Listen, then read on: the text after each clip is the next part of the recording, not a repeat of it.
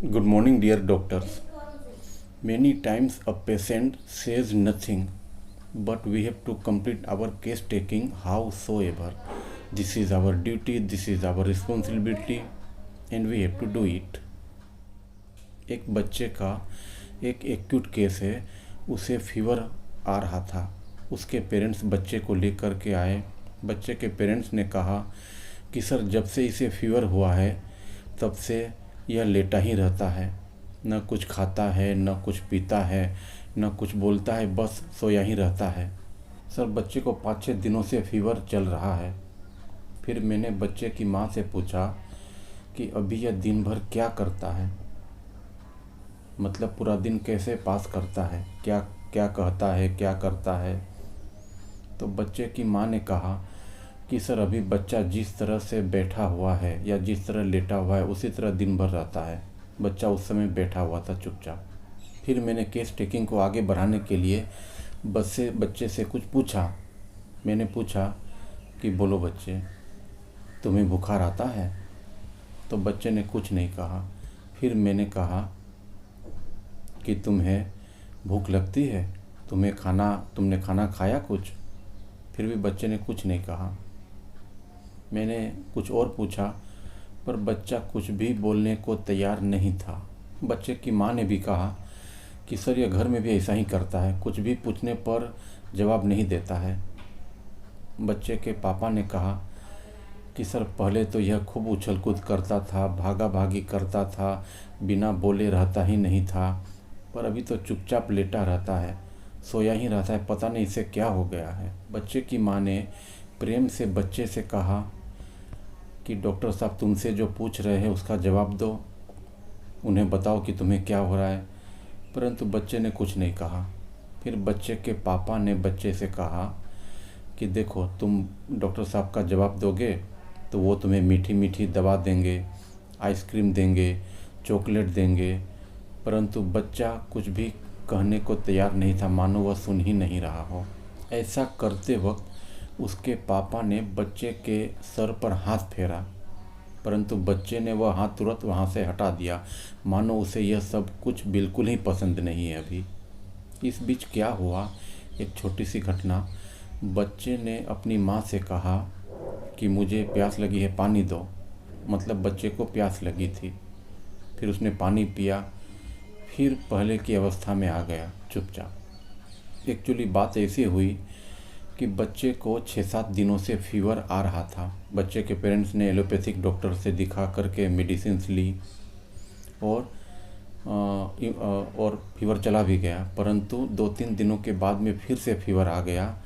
उसके बाद डॉक्टर ने इन्वेस्टिगेशन रिपोर्ट्स निकाले, तब समझ में आया कि बच्चे को टाइफाइड हो गया है। Now we come to our main business, talking about the rubrics. The first one is taciturnity from obstinacy. The second one is caressed, aversion to being caressed in children. The medicine chamomilla was given in 0/5 potency and was repeated at 2 hours, and after some improvement the medicine was repeated at 4 hours. अब हम लोग ऊपर के rubrics को समझने की कोशिश करते हैं।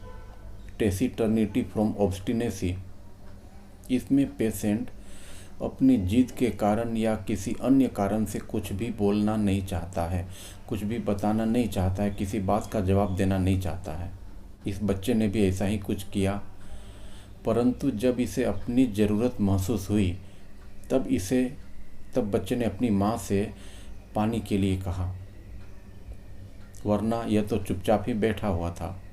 Please keep it in mind, this rubric is present only in synthesis repertory. The second rubric is caressed, being, averse to being caressed in children. इसमें बच्चे को न तो प्यार अच्छा लगता है, न दुलार अच्छा लगता है। वह चाहता है कि लोग उससे दूर ही रहे। यह रूब्रिक भी केवल सिंथेसिस रेपर्टरी में है, नहीं तो आप क्या है कि सर्च करते रह जाएंगे और रूब्रिक किसी और रेपर्टरी में शायद अभी न मिले। अभी ऐड हो गया हो तो पता नहीं, परंतु मेरे ख्याल से अभी नहीं है। इस सेकंड रूब्रिक में केवल 3 दवाएं हैं, एंटीमक्रूड, कैमोमिला, क्यूप्रम। और पहले रूब्रिक में केवल 2 मेडिसिन है, कैमोमिला और नेट्रम्यूर। अर्थात कैमोमिला अपनी जीत के कारण कुछ भी बोलना नहीं चाहता है और वह चाहता है कि कोई उसे न प्यार करे न दुलार करे। यहाँ पर आप सभी के मन में एक क्वेश्चन जरूर आ रहा होगा, और नहीं आ रहा है तो आना चाहिए, कि बच्चे के पेरेंट्स ने कहा था कि बच्चा तो लेटा ही रहता है, सोया ही रहता है, ना कुछ खाता है, ना कुछ पीता है, ना कुछ बोलता है।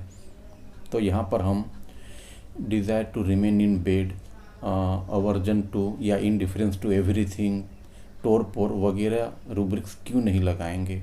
इस क्वेश्चंस का आंसर मैं अपने लेवल से आपको देने की कोशिश करता हूँ। अभी 6-7 महीने पहले की बात है, एक पेशेंट आया था, उसे 1 साइडेड पेरेसिस था। उसके लेफ़्ट साइड में उसका हाथ और उसका पाँव अच्छे से काम नहीं कर रहा था, न वो अच्छे से चल पाता था, न उस तरफ के हाथ से अच्छे से काम कर पाता था। पेशेंट ने आ करके कहा कि सर मैंने बहुत सारी दवाई खाई है और उससे कोई फ़र्क नहीं हुआ है, आपके यहाँ यह ठीक हो जाएगा क्या? मैंने कहा हाँ बिल्कुल ठीक हो जाएगा। फिर पेशेंट ने कहा कि सर आपने अपनी मेडिकल ट्रेनिंग कहाँ से की है? मैंने कहा मैंने मेडिकल कोर्स वेस्ट बंगाल से किया है। उसके बाद उसने अपनी सारी बीमारी बताई, सारी तकलीफ़ें बताई।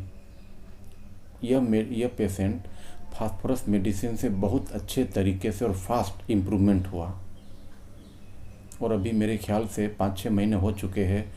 अभी अप टू 80 to 90% पेशेंट बहुत अच्छी अवस्था में है। ना मुझे इस पेशेंट में मेडिसिन की पोटेंसी चेंज करनी पड़ी है, ना मेडिसिन को चेंज करनी पड़ी है। एक और दूसरा केस है, 2-3 महीने पहले की बात है। एक पेशेंट ने मुझे ऑनलाइन कंसल्ट किया था। उसने भी वही सारे कहा कि मुझे ये तकलीफ़ है, बहुत सारी बीमारियां हैं, परंतु यह सब तकलीफ़ कहने के पहले ही उसने मुझसे पूछा कि सर आपके पास 19-20 साल का तो अनुभव ज़रूर होगा। मैंने कहा हाँ, अभी मेरी एज अप्रोक्स 50 ईयर्स है, तो उतना तो होना ही चाहिए। फिर पेशेंट ने कहा कि सर यह बीमारी ठीक हो जाएगी पूरी तरह से? मैंने कहा हाँ बिल्कुल हो जाएगी। यह पेशेंट भी फास्फोरस से बहुत अच्छी तरीके से निकला।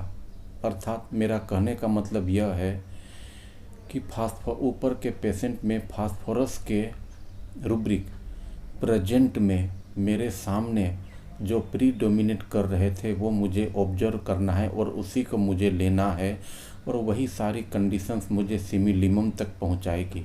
इसके बाद दोनों पेशेंट या बहुत सारे पेशेंट अपने बीमारी को ले करके बहुत सारी फीलिंग्स बताते हैं, बहुत सारे सिम्टम्स बताते हैं, परंतु हमारा केस टेकिंग तो पहले ही पूरा हो चुका है, क्योंकि वही सिम्टम उसके मन में परसिस्ट कर रहे थे, प्रीडोमिनेट कर रहे थे और प्रेजेंट भी थे। और वो भी स्पॉन्टेनियसली पेशेंट ने मुझसे पूछा। और बाकी बहुत सारे सिम्टम्स जो पेशेंट हमें बताता है, अपने मन से बताता है, वो हमारे उतने काम के नहीं होते हैं। वॉलंटरीली जो बताते हैं पेशेंट, वो हमारे उतने काम के नहीं होते हैं।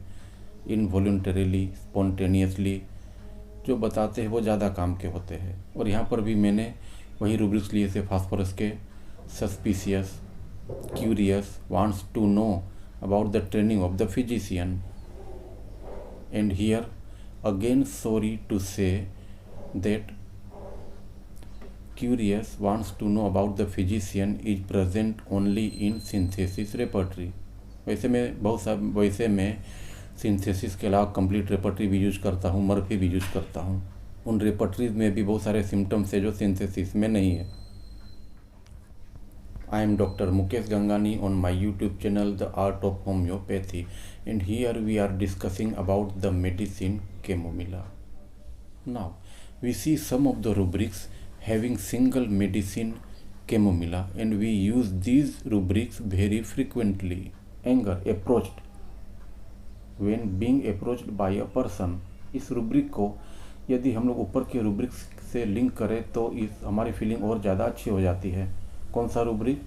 केरेस्ट, being, averse to being caressed in children. अर्थात कैमोमिला पेशेंट को न प्यार अच्छा लगता है, ना दुलार अच्छा लगता है, ना उसके पास कोई आए वो भी उसे अच्छा नहीं लगता है। Anger bend backwards with stiffening out of body, anguish stool with ineffectual desire, biting people from having pain, delusion, obstacles, wants to be them removed, discontented, wrong. Everything another does is wrong. Impatience. Doctor should cure him at once. Morose from interruption. Weeping, obstinate. Chamomilla को interruption से बहुत ज़्यादा समस्या होती है, बहुत ज़्यादा problem होती है। Anger from interruption, morose from interruption, delusion, obstacle, wants them to be removed. बाकी आप लोग जानते ही हैं कि कैमोमिला में बहुत ज़्यादा एंगर है, बहुत ज़्यादा इरिटेबिलिटी है, बहुत ज़्यादा ऑब्स्टिनेसी है, और पेन को लेकर के भी यह बहुत ज़्यादा सेंसिटिव है, एब्यूजिव है, एंगरफुल है, इम्पेशेंस है। Okay my dear, see you again very soon.